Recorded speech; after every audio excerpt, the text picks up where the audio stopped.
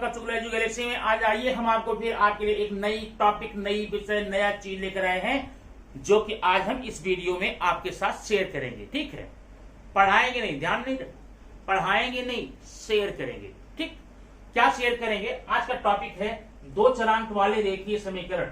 दो चरांक वाले रेखीय समीकरण के अंदर हम जाएं उसके पहले आपको बता दें, ये आपको कक्षा 8वीं से लेकर 10वीं तक, यहां तक कि जो नई बुक्स आ रही मैथ्स की 11th तक में आपको मिलता रहेगा। ठीक है, इसलिए आप इसको ध्यान से देखिए। अगर आप 8 to 11 10th नहीं है, आप अपने बच्चों के लिए देखिए, अपने भाई के लिए देखिए, अपनी बहन के लिए देखिए, लेकिन वीडियो को देखना न भूलें। ठीक है, कि आपके बड़े काम की वीडियो होने वाली है। बहुत सिंपल वे में, बहुत आसान तरीके से आज मैं कोई क्वेश्चन नहीं बताऊंगा, सिर्फ इसके इंट्रोडक्शन दूंगा, एक या दो एग्जाम्पल दूंगा, बाकी क्वेश्चन आप अपने मन से लगाएंगे, यह मैं प्रॉमिस कर सकता हूं। ओके, देखिए, तो सबसे पहले दो चरांक। अब ये जो चरांक वर्ड आ गया है, इसका मतलब क्या होता है ये हम समझ ले। अभी हमने एक यहां पर ले लिया समीकरण, मान लीजिए x + 3y = 11। अब ये एक समीकरण है, एक सर्वसमीका है, एक इक्वेशन है। ठीक है, तो एक वर्ड होता है चरांक और एक होता है अचरांक। चरांक मीन्स वेरिएबल, वेरिएबल, और अचरांक नॉन वेरिएबल। चरांक में दो शब्द हैं, चर धन अंक। चर माने चलने वाला, बदलने वाला, जिनमें परिवर्तन आता रहे, और अंक मीन्स गिनती, आप जानते हैं। और ऐसी गिनती, ऐसे नंबर, ऐसी संख्या जिनमें कभी भी एक रूपता नहीं पाई जाती है, जिनका मान निरंतर बदलता रहता है अलग अलग परिवेश में, उनको हम चरांक कहेंगे। अभी मैं एग्जांपल देता हूं। और अचरांक क्या होता है?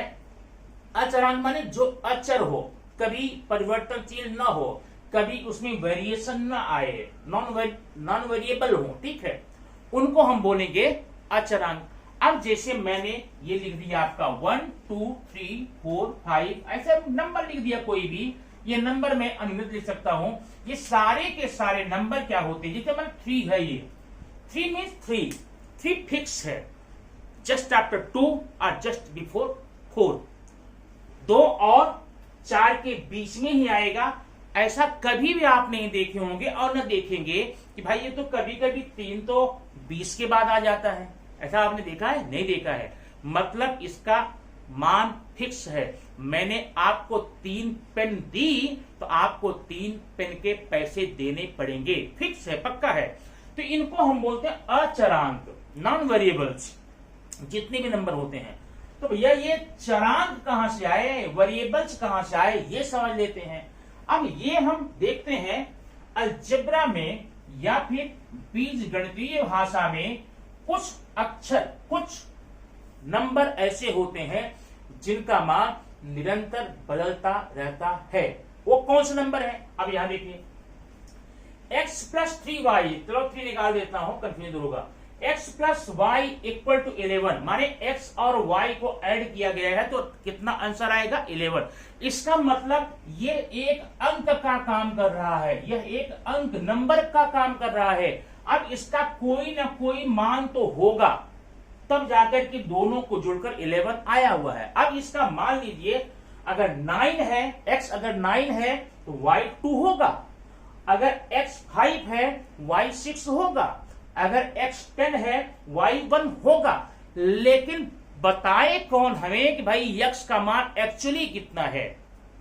9 है कि 5 है कि 6 है कि 4 है, ये किसी को भी नहीं पता। ये ब्रह्मा भी नहीं जानता कि इस समय x का मान कैसा है। x की वैल्यू जब निकालेंगे तब जाके पता चलेगा, रे ये तो x का मान 5 आ गया, y का मान 6 आ गया। अब इतना नहीं, यहां पर अगर आपको x का मान 5 आ गया तो निश्चिंत मत होइए, हाँ चलो ठीक है, आज से मैं समझ गया x माने 5। नहीं, कभी कभी x मान 100 आ जाएगा, कभी कभी x का मान 20 रुपए आएगा, कभी कभी x का मान 15 मीटर आएगा, कभी कभी x का मान 20 वर्ष आएगा। मतलब जितने भी क्वेश्चन में आप लगाएंगे जिसमें इसमें अंक के रूप में यूज किया जाएगा, इसका मान फिक्स नहीं होता है, इसका मान परिवर्तनशील होता है, चेंजेबल होता है, इसको हम बोलते हैं चरांक। क्या बोलेंगे? चरांक, variable, linear equation into two variable. ठीक है, तो ये हो गया आपके चरांक। अब आप चरांक समझ गए होंगे, दो गिनती हो गई, एक चरांक एक अचरांक। ठीक है, अब इन्हीं के बारे में आज हमें पढ़ना है, लेकिन जरा हम देखेंगे आगे दो चरांक वाले रेखीय समीकरण का मतलब क्या। जैसे मैंने यहाँ लिखा 3y = 15, यह भी एक समीकरण है, ये भी पक्का एक समीकरण है, लेकिन इसमें कितने चरांक हैं? एक, केवल y। इसे हम एक चरांक का बोलेंगे, लेकिन आज हम पढ़ने जा रहे हैं जो वो क्या नाम है? दो चरांक वाले में, टू वेरिएबल्स। इसका मतलब दो चरांक कर देंगे हम इसमें। अब ये दो चरांक हम ऐसे करेंगे, देखिए 3x + 2y = 15। अब ये जो इक्वेशन हुआ, ये जो समीकरण हुआ, इसमें दो चरांक हैं, है ना? दो चरांक x और y। x और y क्या है? चरांक है, बदलने वाले अंक हैं, और यह एक रेखीय समीकरण भी है, इसलिए हम बोलेंगे भैया देखो यह दो चरांक वाले रेखीय समीकरण यही है। अब दो चरांक वाले रेखीय समीकरण को समझने के लिए हम आपको यहाँ पर कुछ एग्जाम्पल देते हैं, तो बताते हैं इनकी विशेषता क्या होती है। एग्जाम्पल आपके सामने रहा, ये देखिए ध्यान से, ये रहे आपके सामने कुछ एग्जाम्पल, जिसमें हम आप ये समझने की कोशिश करेंगे हम ये दो चरांक वाले रेखीय समीकरण है कि नहीं।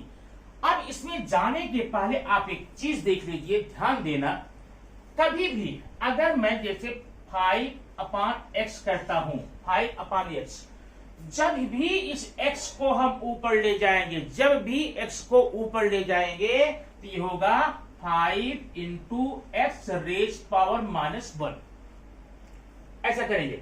और जितने भी अंक होते हैं उनका घात जो होता है वह हमेशा 1 होता है। यहां भी 1 है, हम लिखे नहीं है, लेकिन जब ऊपर ले जाएंगे तो -1 करेंगे। पहली बात आप ये ध्यान रखना है। दूसरी बात क्या रखें ध्यान यहाँ पे, दूसरी बात यहाँ पर ये है, जैसे मान लो मैंने लिखा यहाँ पर x × x।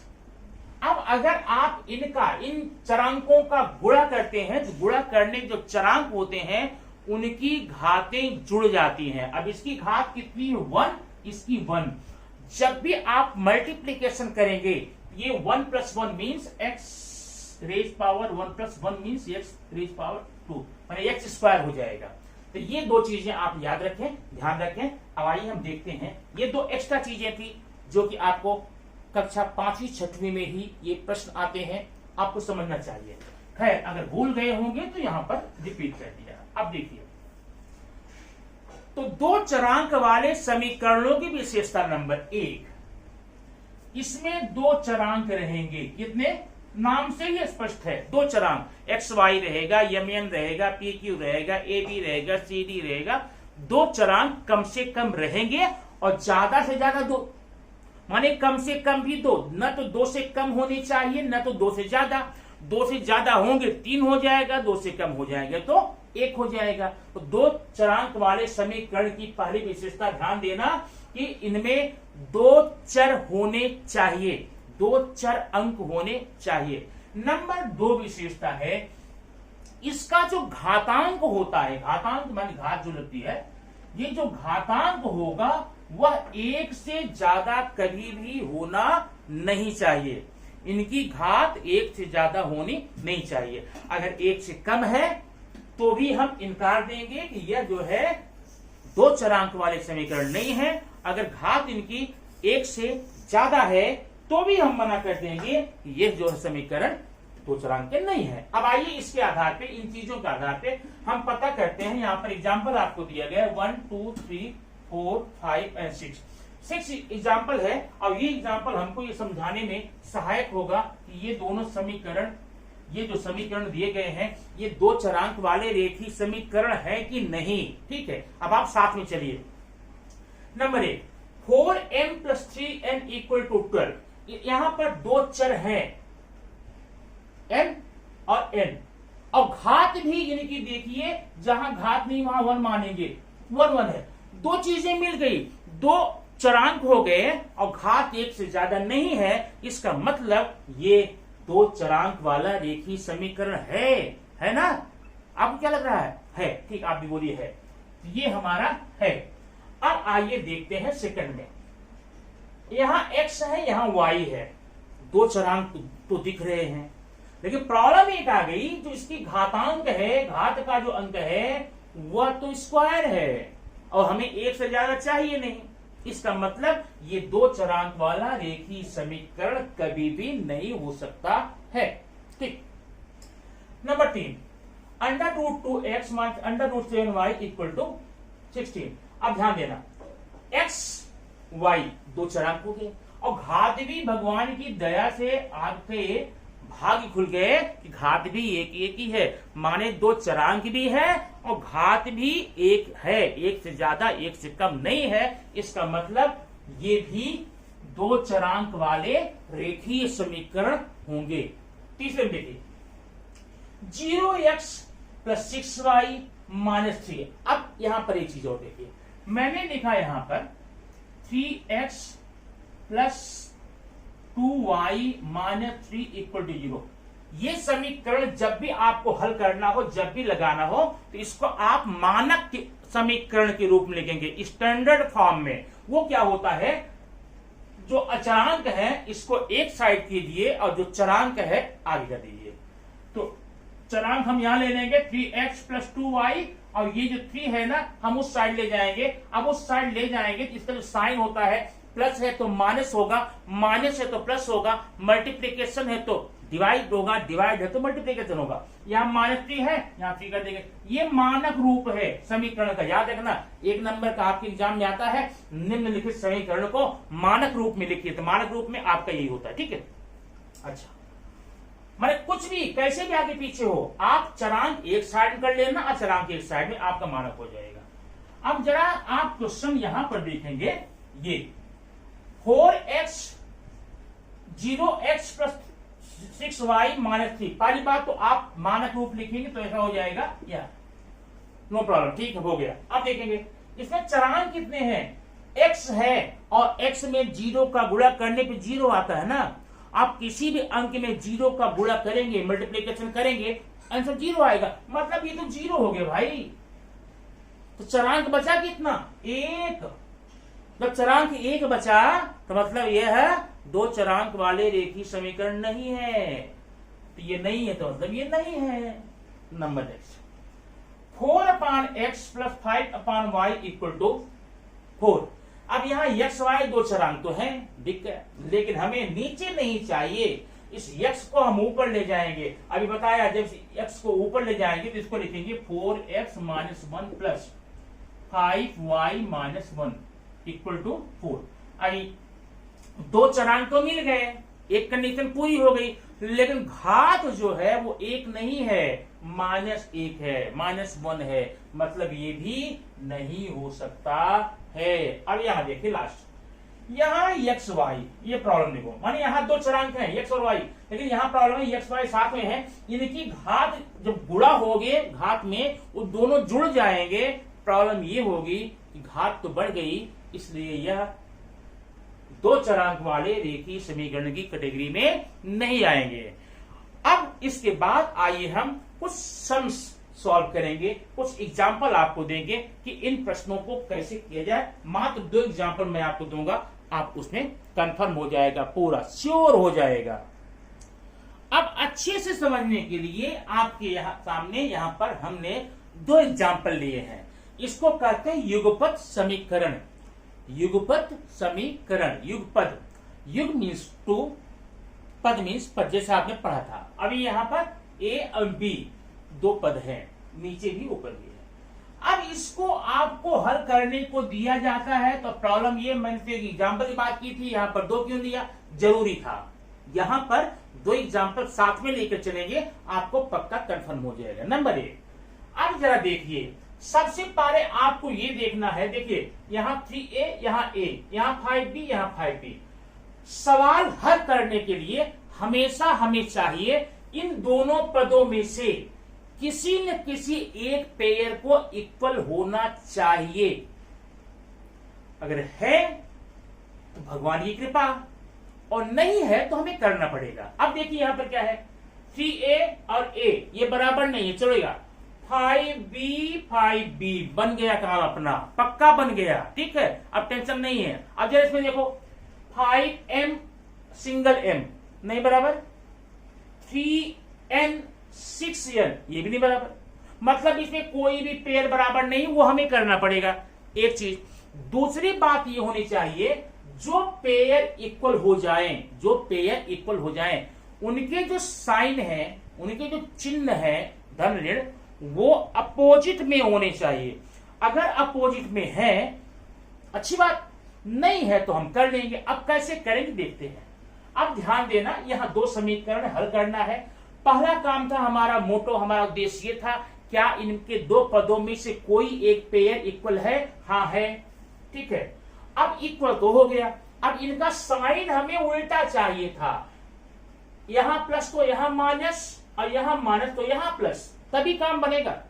अगर नहीं है तो नहीं बनेगा, तो हमें उल्टा करेंगे, चिन्ह यहां पे क्या करेंगे, उल्टा करेंगे। लेकिन सिर्फ यहां उल्टा करेंगे तो बात गड़बड़ हो जाएगा। तो ऐसे में क्या करना, यहां लिखना, अब यहां पर लिख देना, एक नीचे लिख देना, यहां पर यहां लिख दो, घटाने पर, दोनों पदों को घटाने पर, by subtracting the two equations. जब आप ऐसा, हाँ याद रखना, आप ऐसा तभी करेंगे जब पद बराबर हो और चिन्ह समान हो, ठीक है।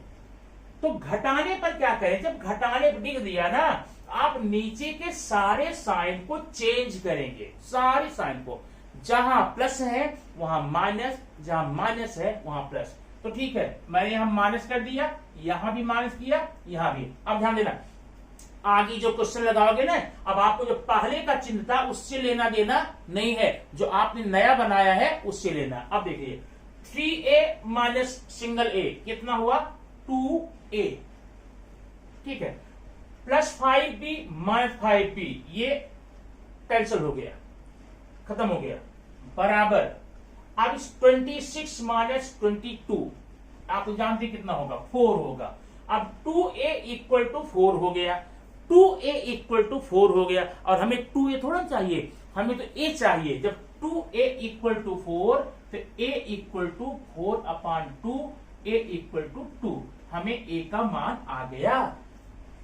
अब हमें क्या चाहिए, b का मान चाहिए। तो b का मान निकालने के लिए सिंपल तरीका है, चाहे तो आप इक्वेशन नंबर 1 में और चाहे तो 2 में, चाहे जहां चाहिए, उस a की वैल्यू को आप रिप्लेस करेंगे, जहां पर a है वहां पर 2 करेंगे। चलिए हम लेते हैं, पहला भी ले सकते हैं दूसरा भी, लेकिन मैं दूसरा लूंगा, आसान रहेगा। देखिए दूसरा क्या है, a plus 5b equal to 22, यहां रखना, यहां पर a का मान रखने पर यहां लिख देना, by replacing the value of a का मान रखने पर। अब जहां पर a है वहां पर 2 आप कर देंगे, प्लस 5b कर देंगे इक्वल टू 22। अभी क्या स्टेप है, पक्षांतर करने का है। पक्षांतर माने अभी क्या था, चरांक चरांक एक साइड में, अचरांक एक साइड में, यही नियम होना चाहिए। अगर ऐसा नहीं है आप कर लेना। अब देखो ये 5 भी यही रहने दो, ये तो अचरांक है, इक्वल टू 22। अभी ये 2 जो है इस साइड में जाएगा तो चिन्ह बदल जाएगा, -2 होगा। अब 5b इक्वल टू 20 हो गया, तो b इक्वल टू 20/5 हो गया, इक्वल टू 4। अभी हमारा आंसर आ गया, यहां ऐसे लिखना a b, ब्रैकेट बना करके a की वैल्यू आई है 2 और b की आई है 4, 2 और 4, ये हमारा आंसर युगपत समीकरण का आ गया। अब अगर आप बुक्स लेकर बैठे हैं तो आप पीछे आंसर जाके देख लीजिए, सही है गलत है। और एग्जाम में ऐसी सुविधा नहीं है, बुक्स आपके पास नहीं रहेगी, तो आपको चेक करना है कि जो मैंने किया है वो राइट है कि रॉन्ग है। आइए देखते हैं। चेक करना सवाल लगाने का हिस्सा नहीं है, वो अपनी संतुष्टि के लिए वो बता रहा हूं। एक समीकरण ले लो, मैंने लिया a plus 5b equal to 22। अभी जहां जहां मान है a और b का वहां रख दो। a की वैल्यू 2 है प्लस 5b है ना, 5 into b, b means 4 equal to 22। अब ये 2 प्लस 20 इक्वल टू 22, यहां देखो 22 इक्वल टू 22, ये दोनों तरफ मान बराबर आ गया। इसका मतलब जो वैल्यू हमने निकाली थी वो राइट है, करेक्ट है। तो ये तो चेक करने का तरीका हो गया। अच्छा, अब आपने इसको देख लिया, समझ लिया, और समझने के बाद में आप कंफर्म हो लिए होंगे कि भाई समीकरण हल करने के लिए हमें इन्हीं दो पदों का इक्वल होना जरूरी है और उनके साइन, उनके चिन्ह उल्टे होने चाहिए। अगर ऐसा है तो अच्छी बात, और नहीं है तो ऐसा करना पड़ेगा। अब जरा यहां देखिए, कोई पद बराबर नहीं है तो बराबर करना पड़ेगा। अब कैसे बराबर करें, तरीका जरा ध्यान देना। अब आप ये डिसाइड करो कि आप m और m इक्वल करना चाहते हैं कि n और n, आप पर डिपेंड करता है। तो जब मान लो m और m आप इक्वल करना चाहते हैं तो m का गुणांक कितना है, m का नंबर कितना है, तो m वाले नंबर का पूरा मल्टीप्लिकेशन आप ऊपर वाले में करेंगे और ऊपर m जो नंबर है उसका मल्टीप्लिकेशन आप नीचे वाले में करेंगे, इक्वल हो जाएगा। तो यहां पे देखिए, यहां 1 है तो 1 का मल्टीप्लिकेशन नहीं करेंगे, सीधा हम 5 का करेंगे नीचे। अब आपने कहा नहीं मुझे m नहीं इक्वल करना, मुझे n करना इक्वल, कोई बात नहीं। n की वैल्यू यहां 6 है तो 6 का मल्टीप्लिकेशन पूरे 1 में करेंगे, पूरे में 6 की, और ऊपर 3 है ना, 3 की मल्टीप्लिकेशन नीचे करेंगे, हो जाएगा। तो ठीक है, आपको जो अच्छा लगे हम तो ये करेंगे, हम तो m को बराबर करेंगे, आसान रहेगा ना।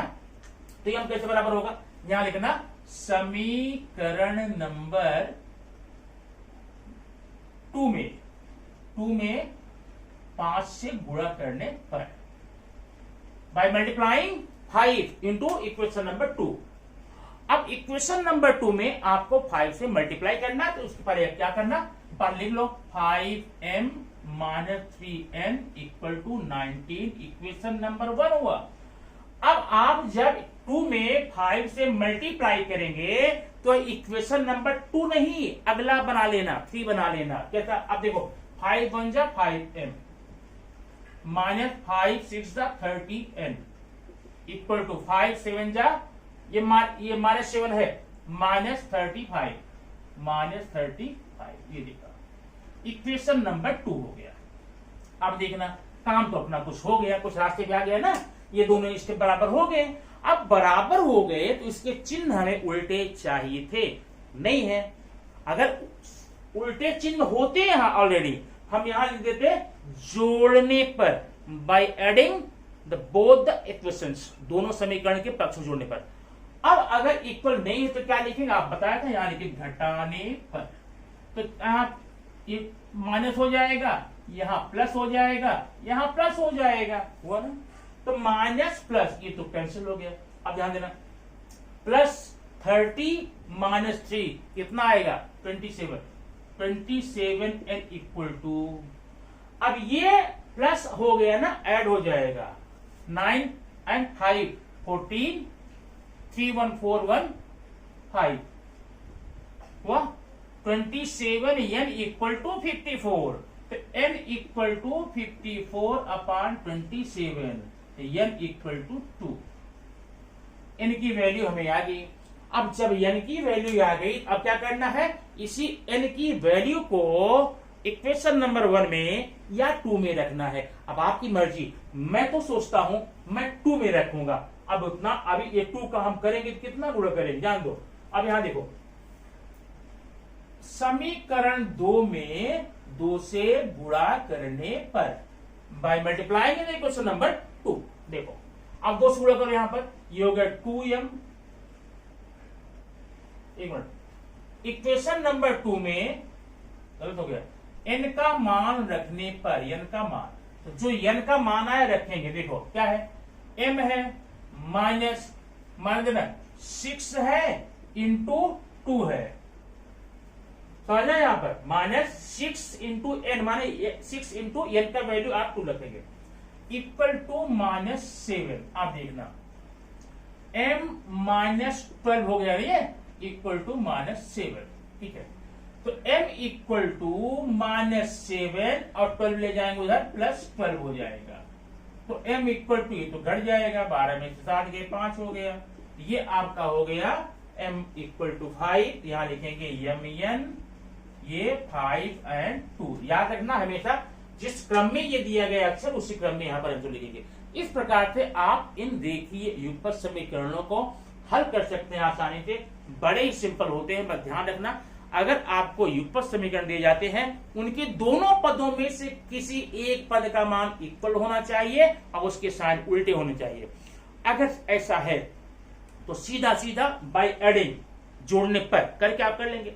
अगर ऐसा नहीं है तो आपको दो काम करने पड़ेंगे। पहला, दोनों पदों की इक्वल करना पड़ेगा और दूसरा, उनका साइन उल्टा करने के लिए यहाँ घटाने पे लिखना पड़ेगा। ठीक है, तो ये रहा आपका युगपत समीकरण का ये पूरा का पूरा चैप्टर। आपको ये कैसा लगा, समझ में आया कि नहीं आया, आप कमेंट बॉक्स में प्लीज जाके जरूर बताइएगा, क्योंकि आपके कमेंट का मुझे बेसब्री से इंतजार है, ताकि नेक्स्ट वीडियो में आपकी डिमांड को पूरा करने के लिए जो कुछ मैं कर सकता हूँ करता हूँ। Thank you very much.